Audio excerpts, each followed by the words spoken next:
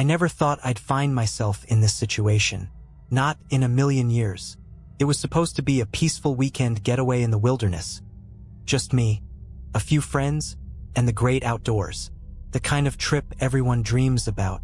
You know, escaping the city, unplugging from the chaos, and reconnecting with nature. But what happened that night changed everything. It was a Friday afternoon when we arrived. The air smelled of pine and fresh earth as we unpacked our gear. My friends Jack, Sarah, and Mike were all excited. It was a perfect spot, nestled deep in a national park about 2 hours from the nearest town. We set up camp by a small, secluded lake, where the only sounds were the chirping of birds and the rustling of leaves. We built a fire, cracked open a few beers, and joked around, the evening settling in comfortably. But then, as the sky darkened and the temperature dropped, something felt off. It was subtle at first, a strange sense of unease that I couldn't shake. Maybe it was the isolation, the way the forest around us seemed so dense, like it was swallowing us whole. Or maybe it was just my imagination running wild after too many campfire ghost stories. But when the laughter died down and we sat around the fire, I realized something. The forest was dead silent. Not a single creature made a sound. Probably just a predator lurking, Jack had joked, though his voice was tinged with a hint of nervousness. That's when we heard it. A distant, sharp crack, like a branch snapping under pressure. It came from deep within the trees. It wasn't an animal. I knew that instinctively. It was too deliberate, too human. We all froze. Mike, ever the skeptic, laughed it off. It's probably just some other campers. Or maybe a bear. They do that sometimes. But I wasn't so sure. The sound came closer. Whatever it wasn't trying to hide. It was moving through the woods, getting closer to our camp with each passing minute. We could feel it, the oppressive, suffocating presence of something out there watching us. As I stared into the flickering firelight, I swore I saw something shift in the trees. A figure, tall, dark, standing just beyond the reach of the fire's glow. "Did you see that?" Sarah whispered, her voice trembling. I nodded, my heart racing. I saw it. The figure disappeared into the shadows before any of us could react. We sat in stunned silence for what felt like an eternity. My mind raced with possibilities, none of them comforting. Maybe it was someone just messing with us. But why would anyone be out here in the middle of the night? Alone? Before I could say anything, we heard it again. Another crack, closer this time. I stood up abruptly, the hairs on the back of my neck standing on end. "We need to check this out," I said, my voice shaking. Jack and Mike exchanged uneasy looks but followed me as I grabbed a flashlight. We made our way into the woods, the beams of our flashlights cutting through the darkness. The trees loomed overhead, blocking out most of the moonlight. Every little sound seemed amplified, the rustling of leaves, the crunch of twigs underfoot. "Why do I feel like we're being hunted?" Mike muttered. I didn't answer him. I didn't have an explanation, but I was starting to feel the weight of something malevolent pressing in on us. Something was out there, something that didn't belong. Then we saw it. At first, it was just a shape, a shadow in the distance. But as we approached, the flashlight revealed a strange figure in the middle of the clearing. It was a man, but not in the way you might think. His face was covered in dirt, his clothes ragged and torn. He was standing completely still, staring directly at us. His eyes were wide, unblinking, hollow. "What the hell?" Jack whispered, his voice barely audible. The man didn't move. He didn't speak. He just stared, his body unnaturally still, like he was waiting for something. Waiting for us. That's when I felt it, the air around me growing colder. Something wasn't right. My instincts screamed at me to run, but I couldn't move. Something held me there, frozen, as the man took a single, slow step toward us. Then, without warning, he lunged. I barely had time to react. Everything went black. I don't know how long I was out. My mind was a blur, and when I finally came to, it felt like the world had shifted. The first thing I remember was the cold. The biting, relentless cold seeping through my clothes, into my bones. My head throbbed, and I struggled to sit up. The world around me was spinning, and I had no idea where I was. The last thing I remembered was the man lunging at us, but that felt like it had happened in another life. The disorienting fog in my head made everything hazy, but one thing was clear. Something was terribly wrong. I opened my eyes fully and tried to focus. I was lying on the damp forest floor, the leaves crunching under me as I slowly pushed myself up. My flashlight had rolled away, but in the pale light of the moon, I could make out the twisted shadows of the trees. My breath came in shallow gasps as I scanned my surroundings, but it felt like I was being watched. Where was everyone? I called out, my voice sounding small and weak. Jack? Mike? Sarah? There was no answer. Panic set in. I stumbled to my feet, every part of me screaming to get back to the camp, to find my friends, to make sure we were all okay. But as I staggered through the woods, I realized how eerily silent it was. No crickets, no animals rustling in the brush. Nothing. Just the echo of my own footsteps. Then I heard something. A distant crack of a branch, followed by soft footsteps behind me. Not animal footsteps. Human.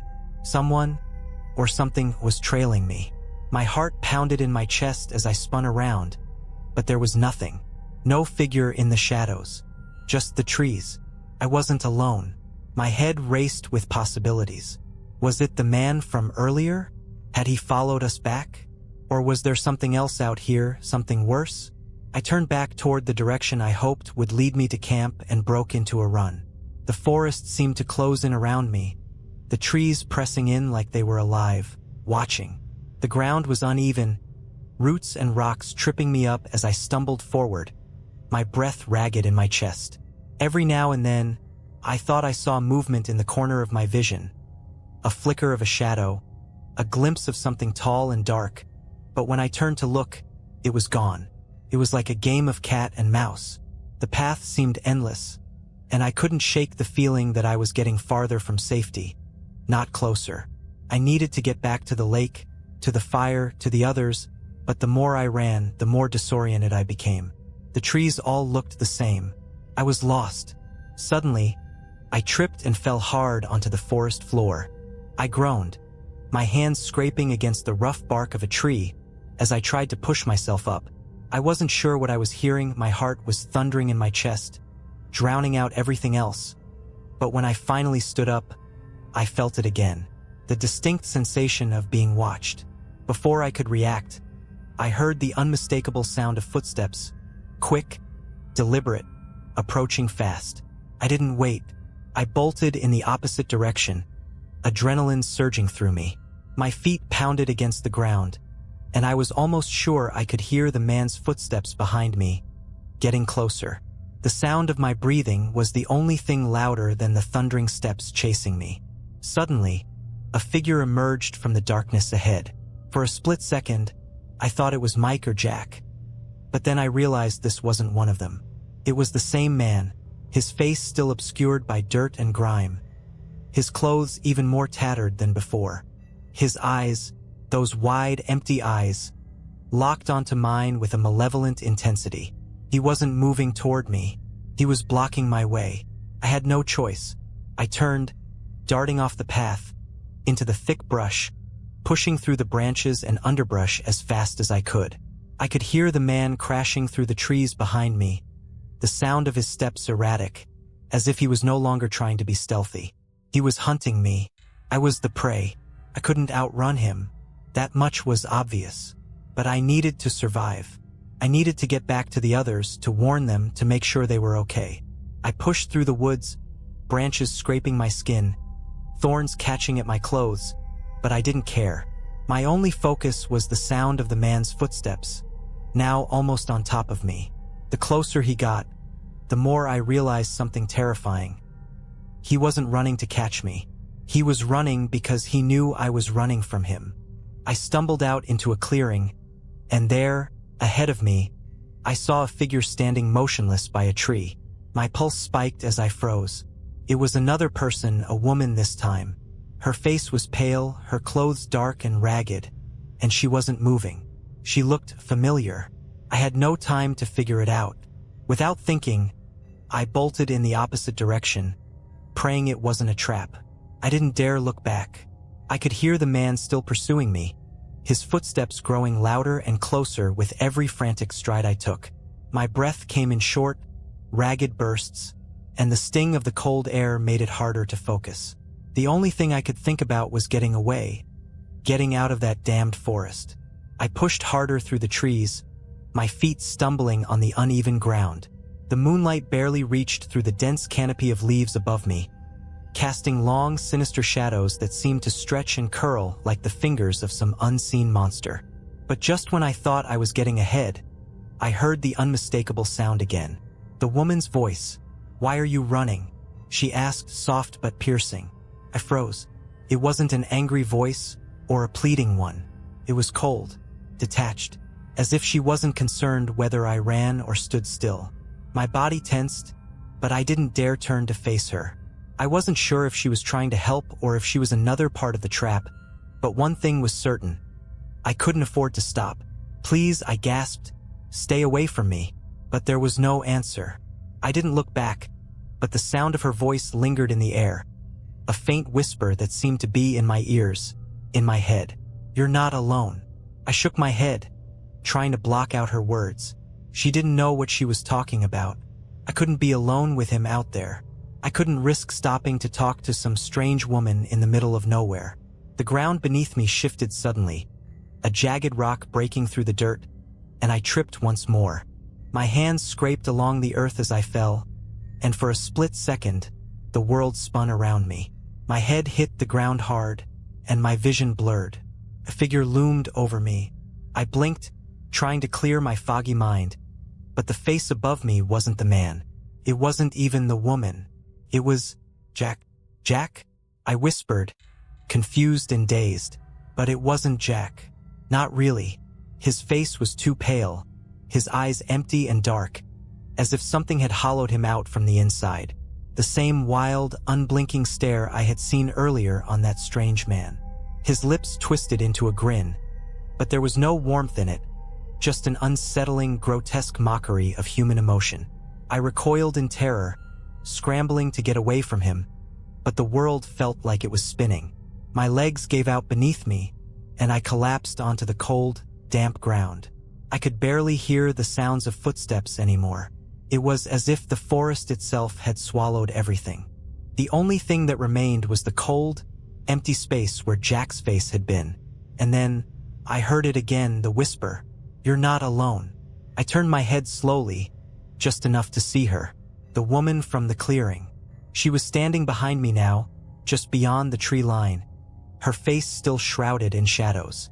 But her eyes were visible, and they glowed faintly in the dark, like they held the secrets of the woods.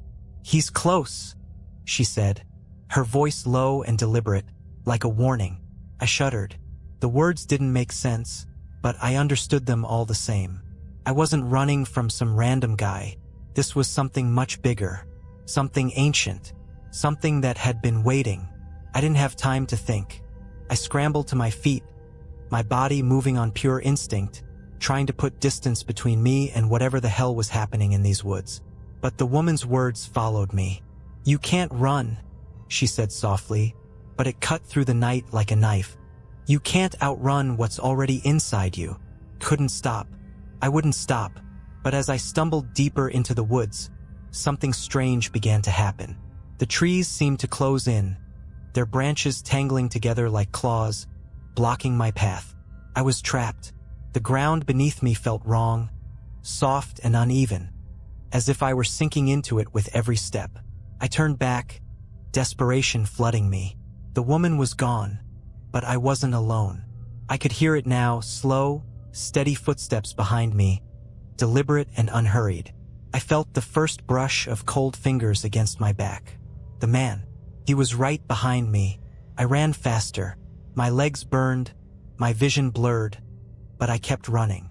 The footsteps kept pace with mine, never speeding up, never getting closer, but always there. The sound of them, so close to my ear, drove me insane with fear. Then, a flash of movement. A figure darted through the trees ahead of me. I stopped dead in my tracks. It wasn't Jack. It wasn't Mike. It was a child. A little girl. She was barefoot, her hair wild and tangled, and she was looking straight at me. Her eyes were wide, unblinking, empty. She shouldn't have been there. I opened my mouth to speak, but the words caught in my throat. The girl didn't move. She just stared.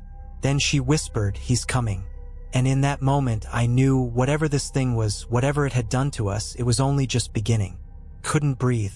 The world felt like it was shrinking, suffocating me. The little girl's wide, vacant eyes drilled into mine, and in the silence that followed her whisper, I could almost hear my pulse in my ears. "He's coming." I should have run. I should have bolted. But something about her, standing there with her lifeless stare, made my body freeze. I couldn't move. My limbs felt like lead, heavy and unresponsive. She blinked once, twice, then her lips parted again, but no words came out. She just smiled, though it wasn't a smile, not really. It was twisted, unnatural, and for a brief moment, I thought I could see something else behind those eyes. Something worse. Before I could process what was happening, she turned abruptly and disappeared into the darkness of the trees. One moment she was there, and the next she was gone. But that whisper, that chilling voice, lingered. I stood there, my feet rooted to the spot. Every muscle in my body screamed at me to run, but I couldn't. My instincts were battling my fear, and for the first time, I didn't know which way to go. The woods were silent once more. The oppressive quiet pressed in on me like a weight, crushing my chest. I looked around, trying to find something, anything that could give me a sense of direction. I felt the weight of the night surrounding me, each shadow seeming to shift and move. And then I heard it, a single faint crack. It wasn't the girl. It wasn't the man. This was different. It was a sound too deliberate, too controlled, like something was walking toward me, step by step. My heart leapt into my throat, and I instinctively took a step back, only to find the ground beneath me too soft, like the earth was absorbing my every move. Then I saw it, a shape, moving just beyond the reach of my flashlight's beam. It wasn't human. It was taller, much taller, than any person I'd seen before. A dark silhouette, standing motionless, just like the figure I had seen earlier in the clearing. Its form was unnatural, stretching too far, like something out of a nightmare. Its outline flickered in and out of view, as if it didn't belong in the physical world at all. I didn't need to see its face. I could feel it. Its eyes, unseen but still present, pierced through me like a cold blade. The air around me dropped several degrees, and I felt like the temperature had plummeted into the abyss. The footsteps grew louder, heavier. It was coming for me. I turned on my heel and ran.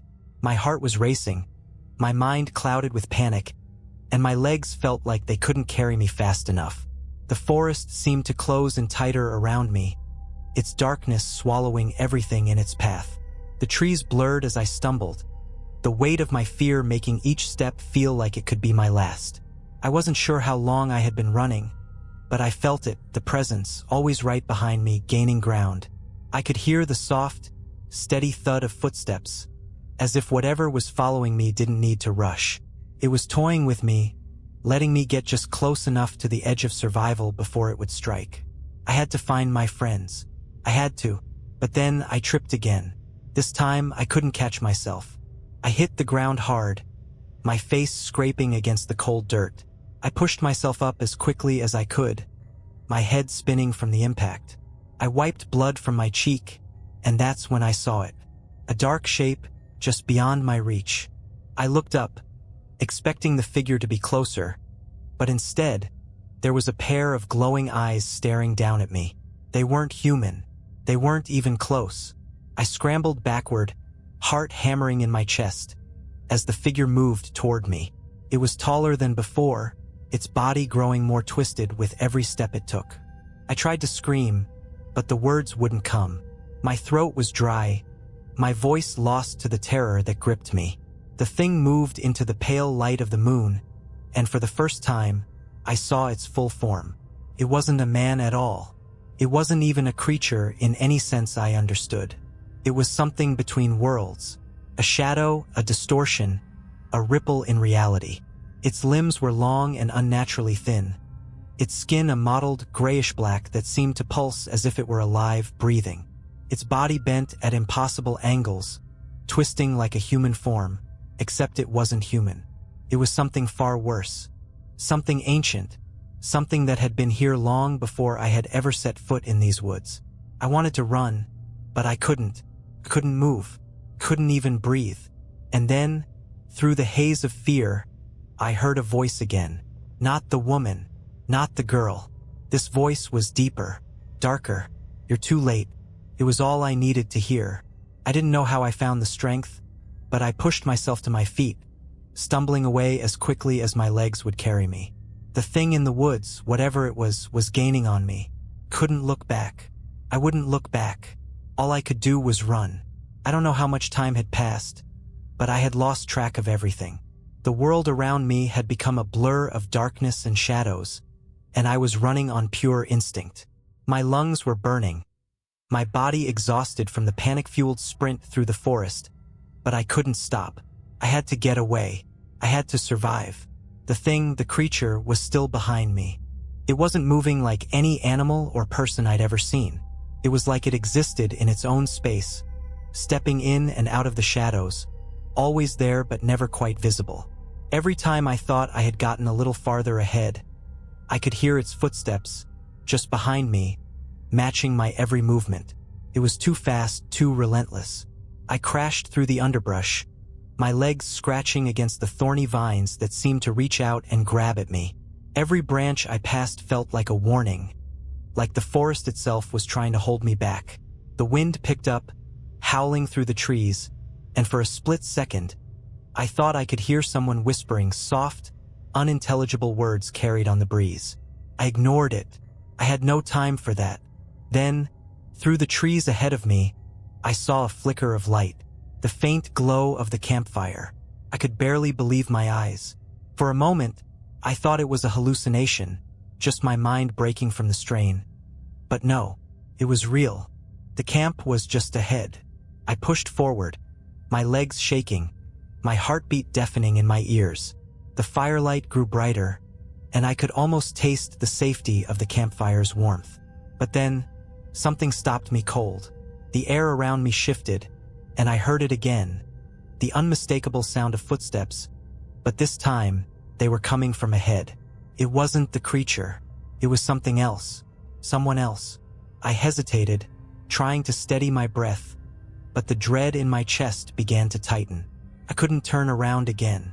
Couldn't risk it. But I couldn't just run into the camp without knowing who or what was waiting for me. I crouched down, hiding behind a thick tree trunk just outside the clearing, my breath ragged as I peered through the branches. I could make out the shape of someone standing by the fire, facing away from me. Their back was to me, but I could tell they were moving slowly, methodically, as if they were waiting for something. A chill crawled up my spine, and I recognized something in their posture. It was too still, too unnatural. The person turned, and my blood went cold. It wasn't Jack, Mike, or Sarah. It wasn't even a stranger.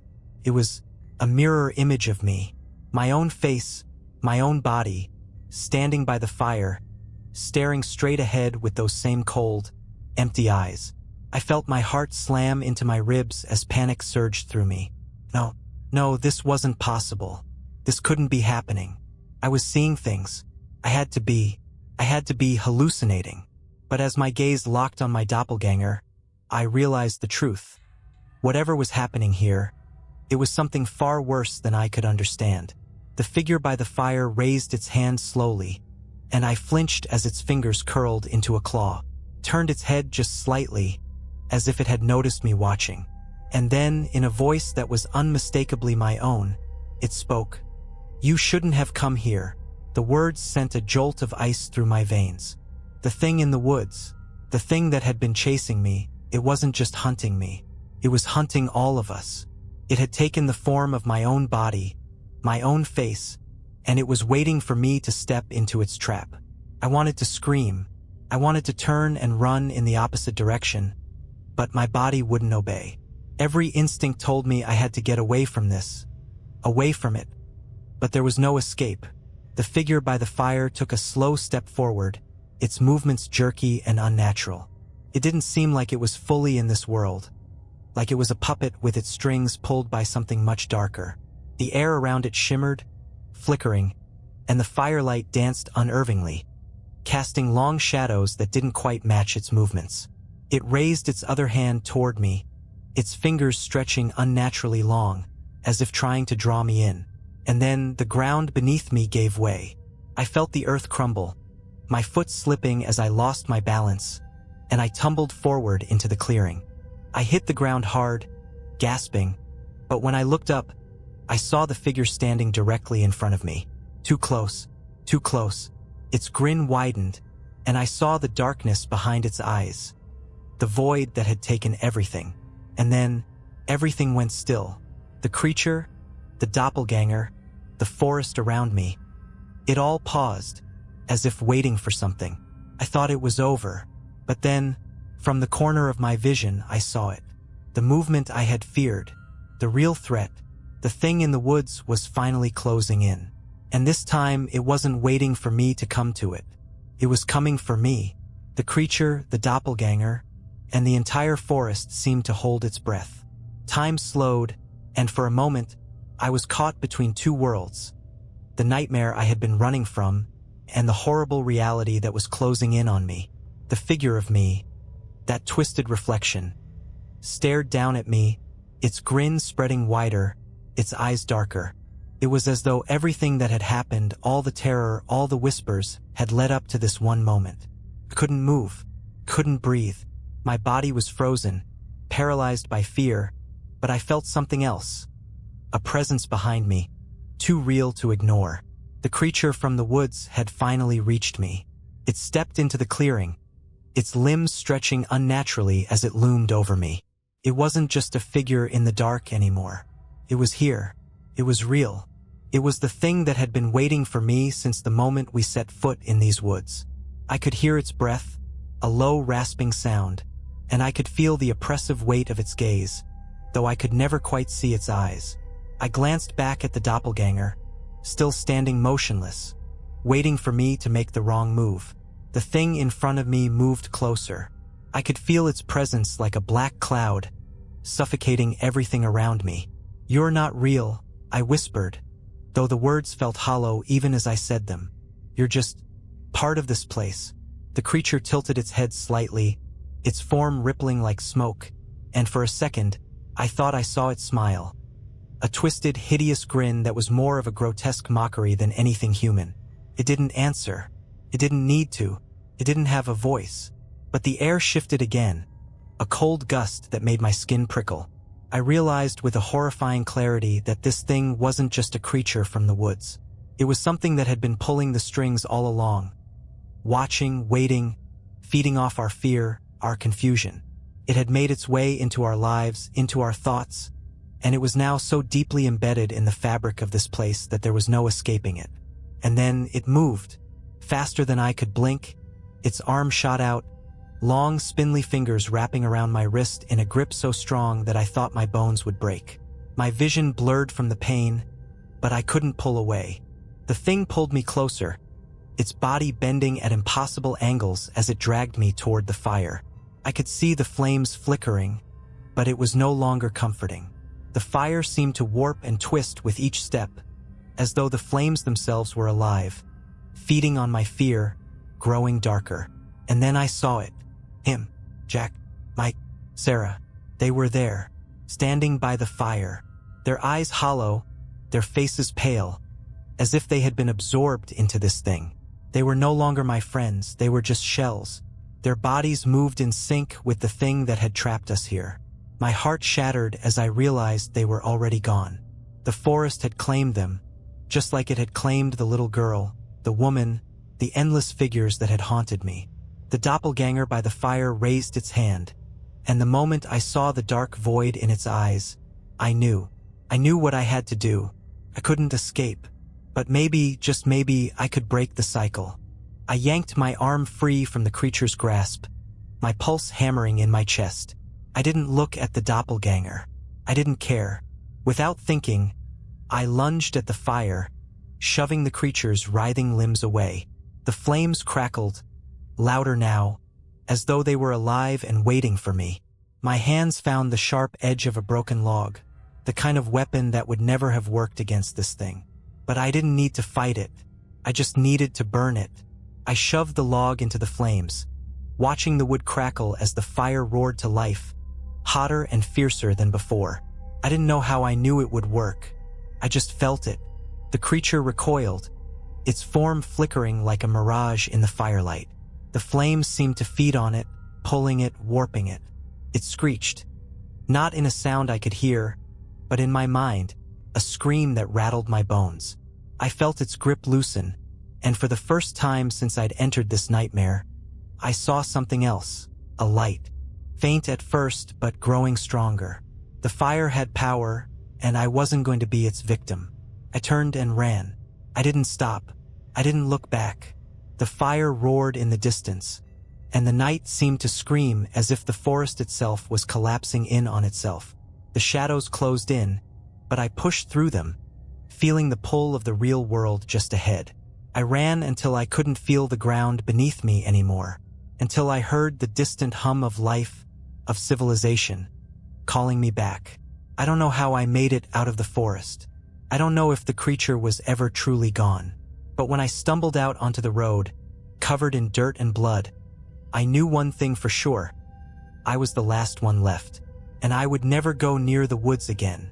Not for anything, because the thing that had hunted us, it was still out there, watching, waiting, and it would never forget the ones it claimed.